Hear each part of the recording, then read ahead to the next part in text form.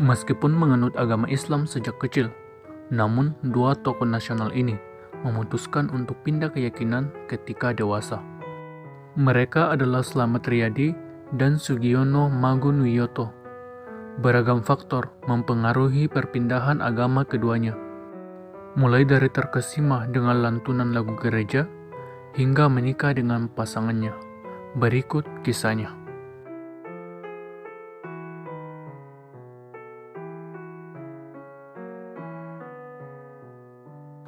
Brigjen TNI Ignatius Slamet Riyadi merupakan pahlawan Indonesia yang lahir di Surakarta tanggal 27 Juli tahun 1927. Ketika dilahirkan, orang tuanya memberi nama Sukamto. Ketika ia berusia 7 tahun, ibunya menjatuhkan Sukamto, dan setelahnya ia sering sakit-sakitan. Akhirnya, orang tuanya mengganti nama Sukamto menjadi Slamet.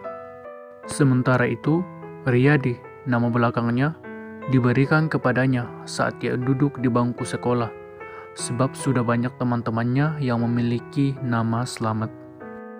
Usai lulus dari bangku sekolah menengah atas, Slamet memutuskan untuk melanjutkan sekolah ke Akademi Pelaut Jakarta pada tahun 1942. Ia pun bekerja sebagai navigator setelah menyelesaikan pendidikannya itu. Saat mendapat kabar kekalahan Jepang, Slamet langsung mendukung perlawanan dan ikut melakukan gencatan senjata di Surakarta. Ia juga mempertahankan kemerdekaan saat Belanda kembali berusaha menduduki tanah air setelah kekalahan Jepang.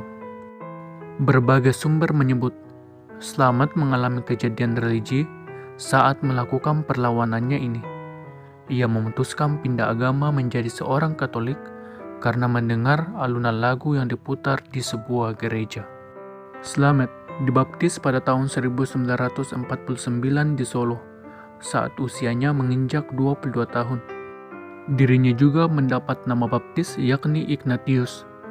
Slamet gugur pada tahun 1950 saat berperang di Republik Maluku Selatan. Dirinya dianugerahi pangkat Brigadir Jenderal Anumerta TNI.